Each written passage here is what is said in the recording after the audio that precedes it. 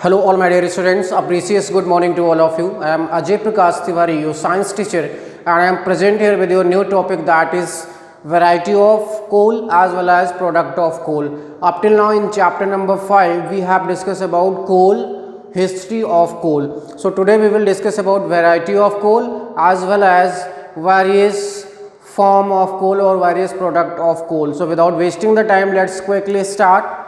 So I have already written variety of coal. Here we have discussed 4 varieties, but remember all these varieties are not the part of your syllabus. These varieties are not included in your syllabus, but for your understanding purpose I am just explaining all those 4 here. So don't worry about that, all the concepts will be clear, but it is the not part of your actually class 8 syllabus. So let's start without wasting the time. The first variety of coal, that is peat. पीट क्या होता है बेटा? पहली variety है किसकी? Coal की. It has minimum amount of carbon and it youngest form of coal. यानी पीट क्या है? कोल का यंगेस्ट फॉर्म है, यानी सबसे ताज़ा फॉर्म है. That's why after burning it release very less heat and maximum amount of smoke. यहाँ पे हमने मेंशन किया हुआ है, this is youngest form of coal. This have minimum carbon content and produce less heat and more smoke. यानी यहाँ पे आपको ज़्यादा स्मोक देखने को मिलेगा, हीट ये कम प्रोड्यूस करता है. क्यों? Because carbon content is very less here. Let's consider the second one is that is lignite. Lignite is also known as soft coal. इसको हम क्या कहते हैं बेटा? सॉफ्ट कोल कहते हैं. This is brown in colour and this one is also light brown in colour. ये क्या होता है? ये भी लाइट ब्राउन कलर का होता है. This one is also light brown colour. ये भी आपका ब्राउन कलर का है. This has more carbon than peat. इसके पास कार्बन ज़्यादा है किसके कंपैरिजन में? पीट के कंपैरिजन में. Hence produce more heat. ज़्यादा हीट प्रोड्यूस करता है. hence produce more heat in comparison to peat. पीट की तुलना में बेटा ये थोड़ा ज़्यादा हीट प्रोड्यूस करता है. Next one is bituminous coal. Bituminous coal क्या है? इसको हम कहते हैं कॉमन हाउस होल्ड कोल, यानी जो आपके घरों में सबसे ज़्यादा यूज़ किया जाता है, that is what bituminous coal. And it have more carbon in comparison to peat and lignite, hence produce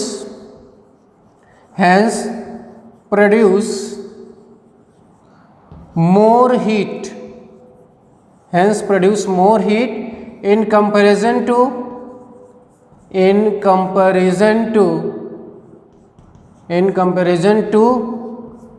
peat and lignite. अगर आप पीट और लिग्नाइट से कंपेयर करें तो यहाँ पे क्या होगा? ज़्यादा हीट प्रोड्यूस होगी. In the last that is anthracite. Anthracite क्या होता है? This is hardest. सबसे हार्ड कोल कौन होता है? एंथ्रासाइट. हियर मैक्सिमम कार्बन, और बेटा जब कार्बन मैक्सिमम है hence it will produce maximum heat. ये क्या करेगा?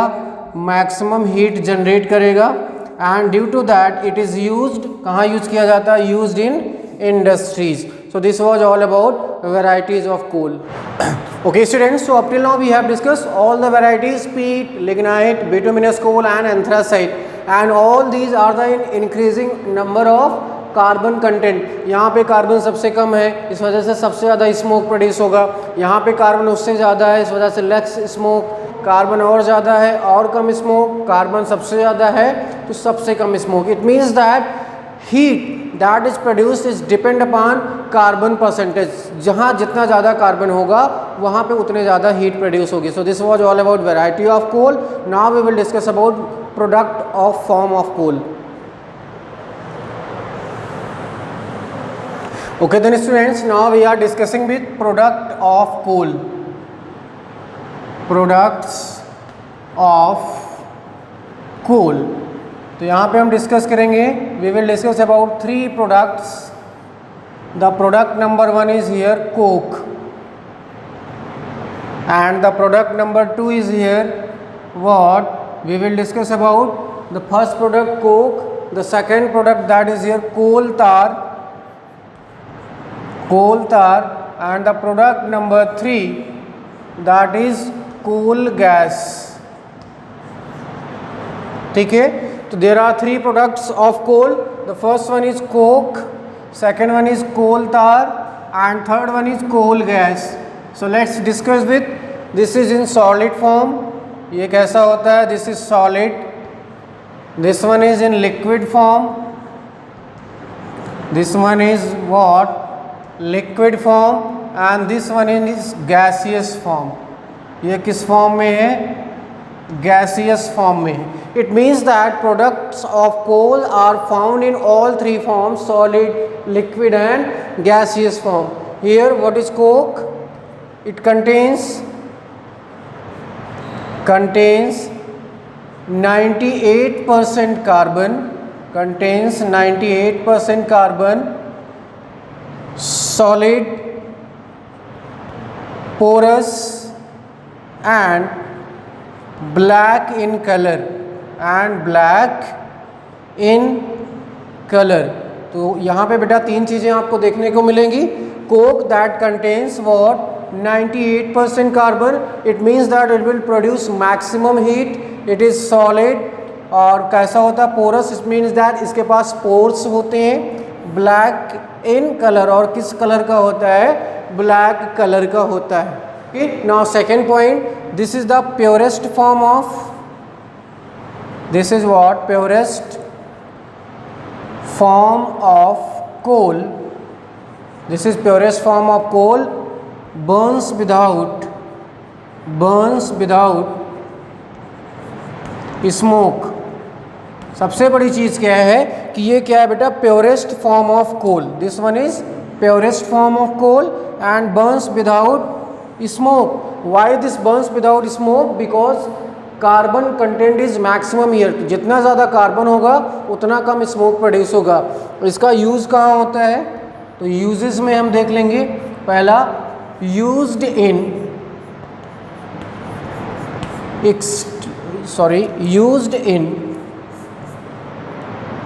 Extraction of metals. Used in extraction of metals, यानी मेटल्स के एक्सट्रैक्शन में यूज़ किए जाते हैं. As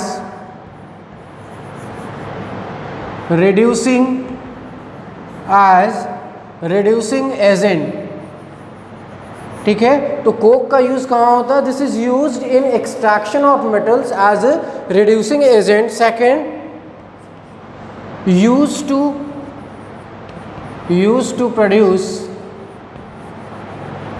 produce water and producer gas. यानी जो कोक है, this coke is also helping in the production of certain kind of gases. Those are water and producer gas. And this is also used, यहाँ पे हमने लिखा, in extraction of metals as reducing agent. यानी इनको हम reducing agent की तरह use करते हैं. और इनका काम क्या होता है? मेटल्स को एक्सट्रैक्ट करने का. ठीक है, now we will discuss about second, that is what? Coal tar. अब हम कोल तार के बारे में डिस्कस करेंगे. व्हाट इज कोल तार? सो कोल तार is the mixture. This is what? Mixture of more than 200 substances. यानी एक ये मिक्सचर होता है जिसमें 200 से ज़्यादा सब्सटेंसेस होते हैं. This is what? Liquid with unpleasant smell. This is the liquid with unpleasant smell. ये क्या होता है? लिक्विड होता है जिसकी स्मेल कैसी होती है? काफ़ी ख़राब होती है. क्यों? Because it contains the mixture of nearly 200 substances. तो जितने ज़्यादा मिक्सचर होंगे, जितना ज़्यादा आपका कोई भी सॉल्यूशन प्योर नहीं होगा, उसमें धीरे धीरे क्या इम्प्योरिटी बढ़ती जाएंगी तो उसकी स्मेल चेंज होती जाएगी। ओके, सो अब तक हमने 2 पॉइंट देखा। This is the mixture of more than 200 substances, liquid with unpleasant smell, and this is thick and black colour. This is thick and black colour liquid. ये क्या होता है बेटा? थिक और ब्लैक कलर का लिक्विड होता है। What is the use of this? Uses to first used in, और we can write use to make paints को बनाने में, dyes as well as explosive as well as paints, dyes, explosive and synthetic fiber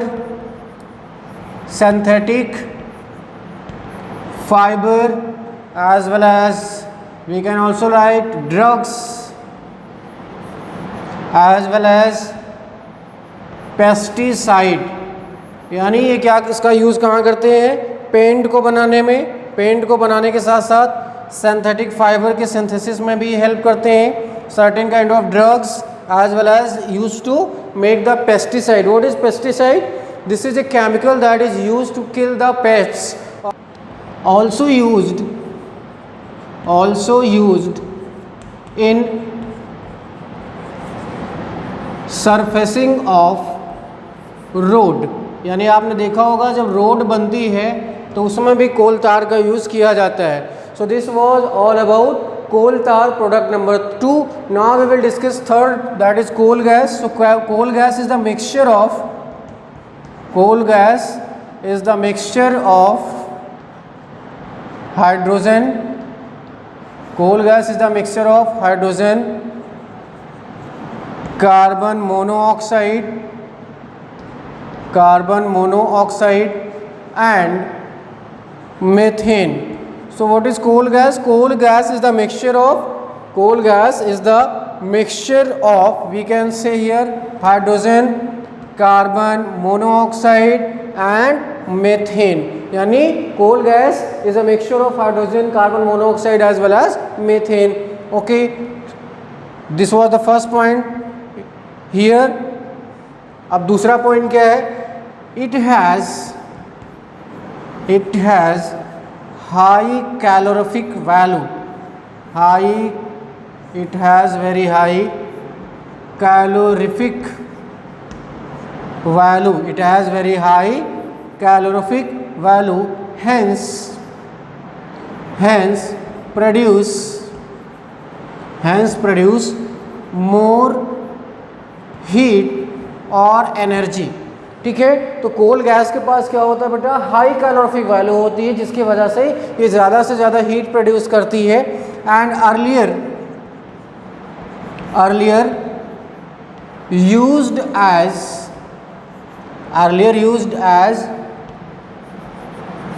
lightning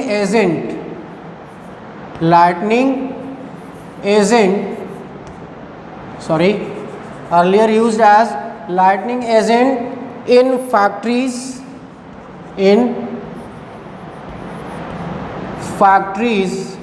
and street lights since 1950। 1950 तक इसका हम use करते थे lightning में, कहाँ? फैक्ट्रीज़ में और स्ट्रीट लाइट्स को। तो स्ट्रीट लाइट जो जलती थी और जो फैक्ट्रीज़ में लाइट जलती थी वो किसकी वजह से जलती थी? कोल गैस की वजह से जलती थी। आज कोल गैस का कॉमर्शियल यूज़ किया जाता है। क्यों? क्योंकि इसकी हाई कैलोरीफिक वैल्यू होती है। So due to high calorific value nowadays this coal gas is used as a commercial purpose also. So this was all about product of coal. Now we will discuss with petroleum. Okay then students, now discuss about petroleum. अब हम discuss कर लेते हैं फटाफट किसके बारे में? Petroleum के बारे में। So what is petroleum? As you know that this is what dark brown to green colour dark brown to green color liquid fossil fuel, liquid fossil fuel. So पहली लाइन क्या है आपकी, what is petroleum, this is dark brown to green colour liquid fossil fuel, also known as, this is sorry, also known as crude oil, this is also known as crude oil and black gold. ध्यान देने वाली बात क्या है कि जो petroleum है, this is also known as crude oil and this is also known as black gold. Why? Because certain Arabian countries, their economy just depends upon these petroleum and petroleum product. जो भी बेटा Arabian countries हैं, बहुत से ऐसी countries हैं world में जिनकी इकोनॉमी सीधा सीधा किस पे डिपेंड करती है, पेट्रोलियम और पेट्रोलियम प्रोडक्ट्स पे डिपेंड करती है. That's why this is also known as crude oil और black gold. So now we will discuss about origin of petroleum. Origin of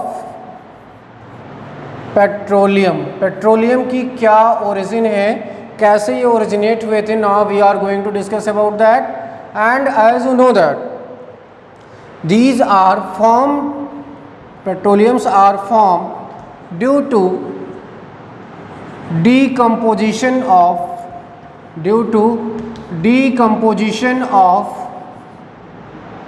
dead remains of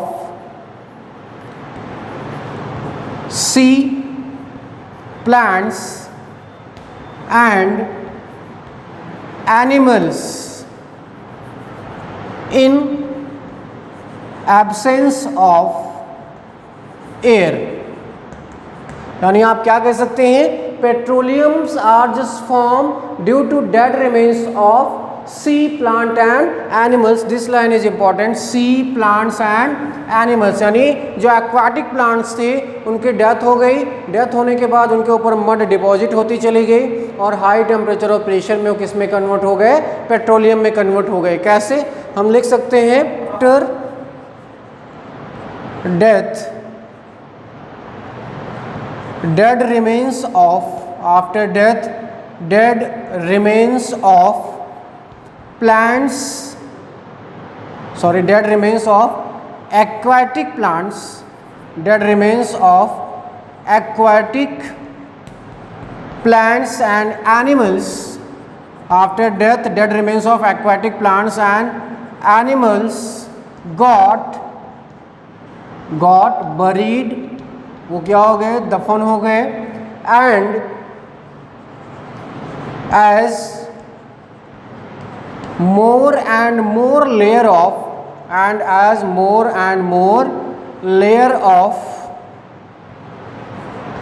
mud deposited over them due to high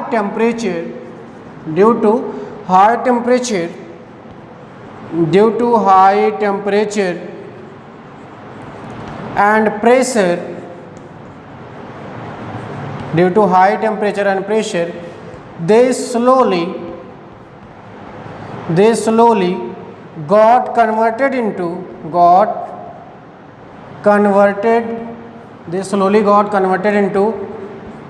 petroleum by anaerobic decomposition. What is anaerobic decomposition? इसका मतलब ऐसा decomposition जो क्या हो रहा है, air की absence में हो रहा है.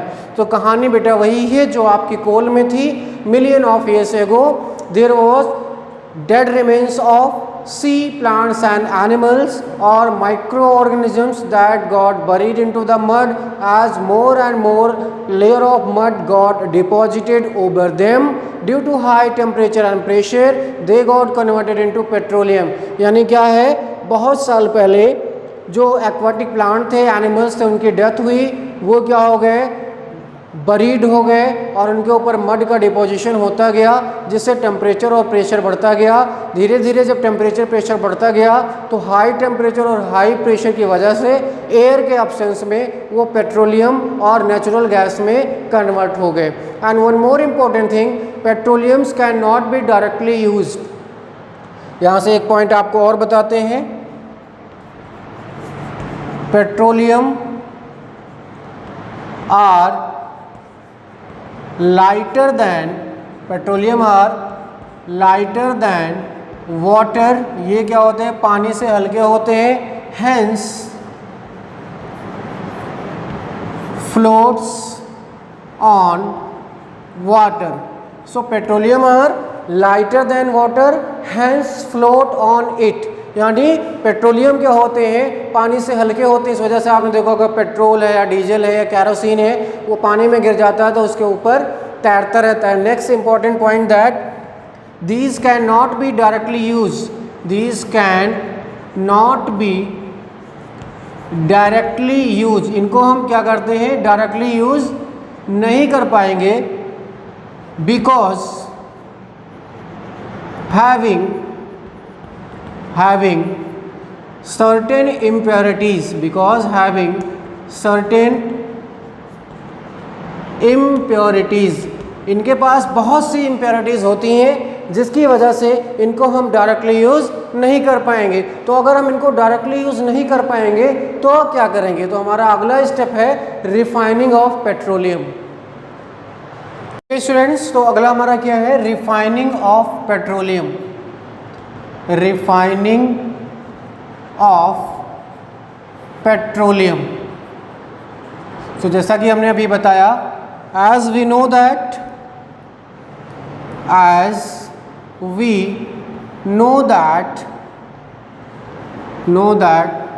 these are the mixture of various hydrocarbons. These are the mixture of various hydrocarbons and rocky particles, as well as rocky particles, water, salt, hence cannot be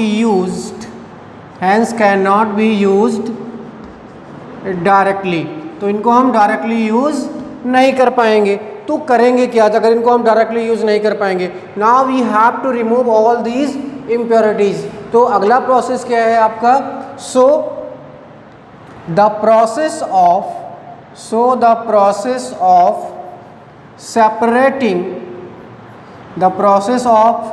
separating various impurities from petroleum. So the process of separating various impurities from petroleum is known as refining। यानी जो भी impurities हैं बेटा, उसमें से उनको हम अगर अलग कर दें तो उसे हम क्या कहते हैं? Refining by fractional distillation. किस प्रोसेस से हम रिफाइनिंग करते हैं? उसको हम कहते हैं fractional distillation. So this line is important that refining process is done by means of fractional distillation. और फ्रैक्शनल डिस्टिलेशन में हम क्या करते हैं? By increasing the temperature we get various petroleum products। जैसे जैसे आप टेम्परेचर इंक्रीज करते जाएंगे आपको अलग अलग तरह के पेट्रोलियम प्रोडक्ट मिलते चले जाएंगे। सो व्हाट इज रिफाइनिंग? सिंपल सा बेटा, refining is the process of removal of various impurities those were present in the petroleum, and now your petroleum after refining is able to use। तो हम अगला आपका देखेंगे यूजेस ऑफ पेट्रोलियम, यानी petroleum का use हम कहाँ कहाँ करते हैं। ठीक है, तो सबसे पहले as you know that this is used as fuel, so petroleum is used as fuel, इसका हम उपयोग फ्यूल के रूप में करते हैं। Used as lubricating oil, used as lubricating oil, इसको आप लुब्रिकेटिंग ऑयल के रूप में भी यूज कर सकते हैं। थर्ड, यूज्ड एज वैसलीन, घरों में आपने देखा होगा विंटर सीजन में जो वैसलीन यूज करते हैं वो भी पेट्रोलियम प्रोडक्ट है। नेक्स्ट,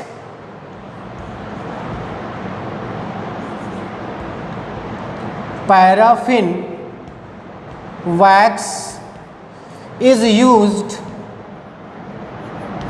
टू मेक कैंडल्स, यानी आप जो घरों में आप कैंडल्स लाइट करते हो वो किससे बनती है, पैराफिन वैक्स से, और पैराफिन वैक्स क्या है, पेट्रोलियम प्रोडक्ट है। As well as water proofing, water proofing में भी बेटा हम किसका यूज़ करते हैं, पेट्रोलियम प्रोडक्ट का यूज़ करते हैं। Third, next and last, used as cosmetics, इसका हम यूज़ कॉस्मेटिक्स के रूप में या हम कह सकते हैं फेस क्रीम के रूप में करते हैं। अलग अलग आपकी जो फेस क्रीम है उनमें अलग अलग पेट्रोलियम प्रोडक्ट्स मिलते हैं। And this can be also added और ऑल्सो यूज इन मेडिसिन्स। तो अगला है आपका यूज्ड इन मेडिसिन्स, इनका यूज हम कहाँ करते हैं, मेडिसिन्स में भी करते हैं। So this was all about petroleum. In the next video we will discuss with keywords and exercise. So watch the video carefully and like the video, subscribe the channel as well as share with your friends. So that is all about for today. Thank you for watching the video. Keep smiling. Have a nice day.